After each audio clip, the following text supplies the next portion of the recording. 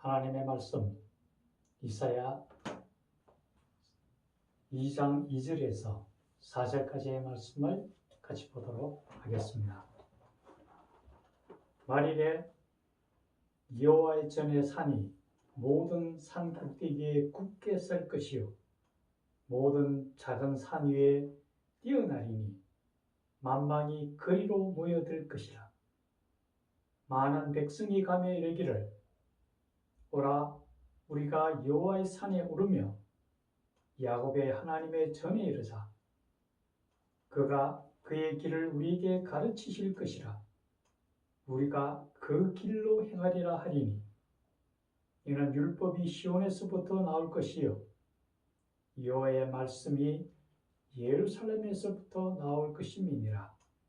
그가 열방 사이에 판단하시며 많은 백성을 판결하시리니 무리가 그들의 칼을 쳐서 보습을 만들고 그들의 창을 쳐서 낫을 만들 것이며 이 나라와 저 나라가 다시는 칼을 들고 서로 치지 아니하며 다시는 전쟁을 연습하지 아니하리라. 아멘. 오늘 전할 하나님의 말씀은 오라 우리가 여호와의 산에 오르자입니다. 이 시간 우리와 함께 하시며 우리를 가르치시는 성령의 인도하심 따라 우리 모두에게 은혜가 충만한 시간이 되기를 간절히 축원합니다. 오늘 이사야 선지자는 우리에게 이렇게 얘기합니다. 우리가 여호와의 산에 오르자라고 얘기합니다. 여호와의 산 하면은 우리가 먼저 생각나는 두 사람이 있습니다. 먼저 우리가 아브라함에 대해서 생각하게 됩니다. 이 아브라함은 하나님의 명을 쫓아서 자기가 살던 본토 아비집을 떠나 하나님이 지시하신 가나안 땅으로 이주를 해 들어갑니다. 그곳에서 그가 100세가 되어서 귀하게 얻은 아들이 있습니다. 바로 이삭입니다. 아마 100세에 얻었다면 그 아들을 얼마나 사랑스럽고 귀여울지 감히 상상도 못할 정도입니다.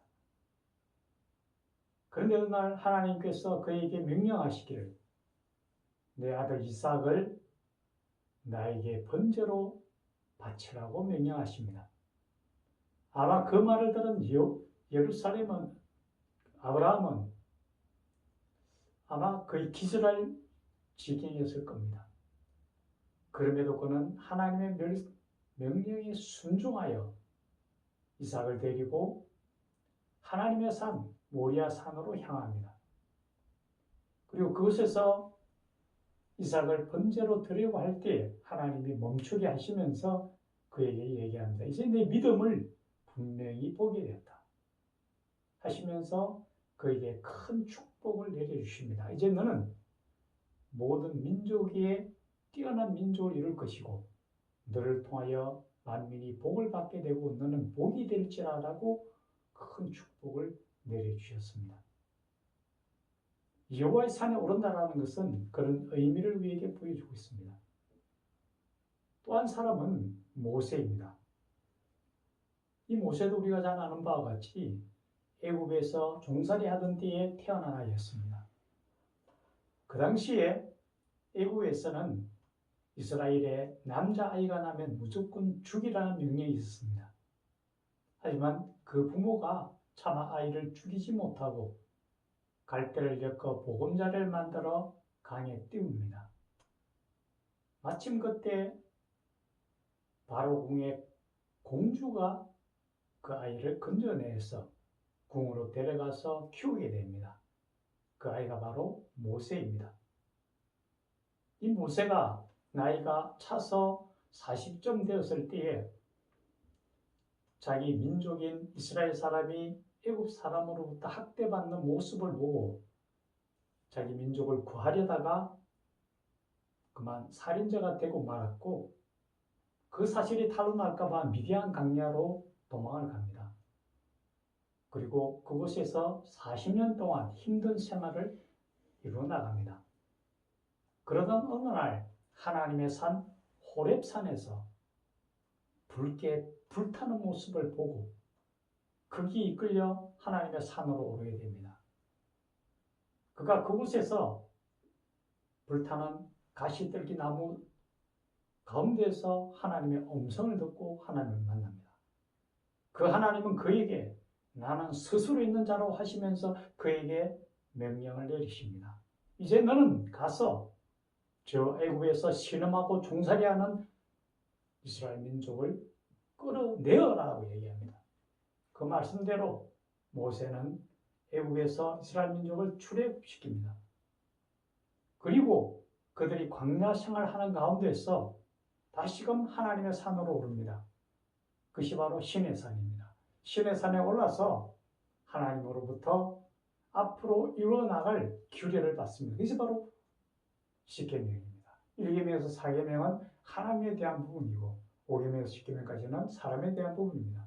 바로 온 마음과 뜻과 정성을 다해 하나님을 사랑하고 섬기며 내 몸을 이웃과 같이 사랑하라. 내 이웃을 내 몸과 같이 사랑하라고 말씀하신 바로 하나님 사랑과 사람 사랑에 대한 규약을 주셨다라는 규례를 주신 거죠. 이처럼 모세 또한 하나님의 산에 올라가서 하나님을 만남으로 인하여 그가 나아갈 방향을 알게 되고 문제를 해결함을 받았다라는 거죠. 여기서 우리가 기억해야 될 것은 여호와의 산에 오른다라는 것은 바로 하나님의 임재를 뜻하고 하나님과 만나는 겁니다. 우리가 가지고 있는 가장 주된 문제는 우리가 어떤 길로 나아가야 될 것인지, 또 우리가 어떤 문제를 안고 있다면 그 해답을 어디서 찾을 것인지, 가장 중요한 것은 하나님을 만나야 된다는 거죠. 여호와의 산에 올라서 하나님을 만나야 됩니다. 그런데 지금 우리가 하나님의 산에 오를 수도 없고 하나님을 만날 수는 없습니다. 우리가 하나님을 만날 수 있는 방법은 하나님의 말씀과 기도를 통해서입니다. 그래서 우리가 늘 주님의 말씀 묵상하고 기도하는 가운데서 하나님의 음성을 들어야 된다는 거죠. 그래야 우리가 나아갈 발을 알 수 있고 우리가 안고 있는 모든 문제의 해결함을 받을 수 있다는 거죠. 그리고 오늘 본문에서는 또 이렇게 말씀하십니다. 종말로 열방이 여호와의 산으로 다 모여든다고 얘기합니다. 이것은 바로 복음이 땅끝까지 전거되어서 하나님께서 만 백성을 하나님의 백성으로 부르시고 그들을 구원하시겠다라는 거죠. 구원의 계획을 갖고 계셨다라는 것을 말씀해 주고 있습니다. 그래서 거기에 따라서 오늘 본문에서는 또 이렇게 얘기합니다.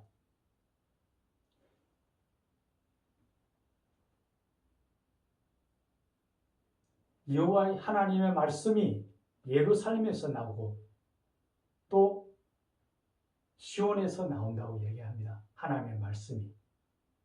그럼 여기서 하나님의 말씀에 대해서 우리가 생각할 바가 있습니다. 요한복음 1장 1절입니다. 태초에 말씀이 계셨으니 그 말씀이 곧 하나님이시라고 말씀하셨죠.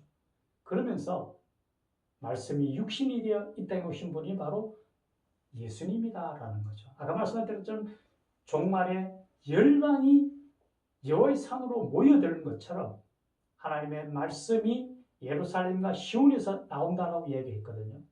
율법이 시온에서 나오고 하나님의 말씀이 예루살렘에서 나온다고 얘기하는 것은 바로 하나님의 말씀대로 하나님의 말씀이 육신이 되어 예수님이 이 땅에 오셔서 구원의 주로 이루신다라는 거죠. 우리가 아는 것처럼 예수님은 하나님이 우리를 사랑하신 그 사랑을 확정하기 위해서 인간의 몸을 입고 이 땅에 오셨고 우리 죄를 대신 짊어지시고 십자가에 죽으심으로 우리가 구원함을 얻게 하셨다. 바로 구원의 계획을 이루어 주셨다라는 거죠. 그리고 또다시 이제는 심판의 주로 오셔서 세상은 심판을 받겠지만은 우리는 구원을 받는 그러한 종말에 하나님의 계획이 이루어지게 되게 되겠죠. 그 전에 이제 다음 달이면은 얼마 있으면은 예수님이 오시는 크리스마스가 됩니다. 그 예수님을 오심을 기다리는 것이 바로 대강절이라고 합니다. 오늘부터 바로 대강절에 지금 우리가 임하고 있습니다. 예수님 오심을 우리가 만나기 위해서 기다리는 그런 시간이 된다라는 거죠. 우리가 어떤 마음으로 하나님 앞에 나가야 될 것인지 전심을 다해 찾으면 만나리라고 얘기하셨거든요. 이제 우리를 구원하게 오시는 예수님을 만나기 위해서 우리 하루하루 성경과 말씀과 기도를 통해서 하나님 앞에 나올 때 그 예수님을 만날 수 있지 않을까 생각을 하게 됩니다. 그러면서 오늘 본문에서도 이렇게 얘기합니다.